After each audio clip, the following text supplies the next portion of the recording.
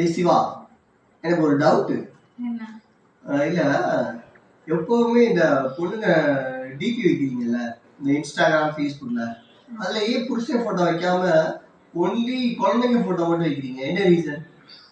நல்ல கொஸ்டின், நல்லா கேட்டுக்கோங்க. நல்லா கேட்கவா? கொஞ்சம் சொல்லுங்க பாப்போம். எல்லாருமே ப்ராடக்ட்டை தான் ப்ரோமோட் பண்ணுவாங்க. ப்ராடக்ட் பண்ண மிஷினை கண்டுக்கவே மாட்டாங்க. சரியா? ஃபயர் சர்வீஸா? வயிறு பத்தி எரியுதா? வந்து அணைச்சிட்டு போங்க. இல்ல அப்படின்னா எங்களை பார்த்தா மிஷின் மாதிரி இருக்கா? ப்ரொடக்ஷன் பண்ண மிஷின் மாதிரி இருக்கா?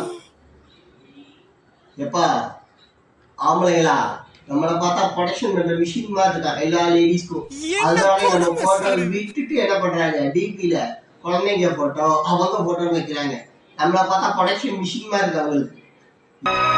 ஒண்ணு மட்டும் தெரிஞ்சுக்குங்க, பொம்பளைங்களை மதிக்கிறவன் தான் ஆம்பளை, ஆம்பளைங்களை மதிக்கிறவன் தான் பொம்பளை.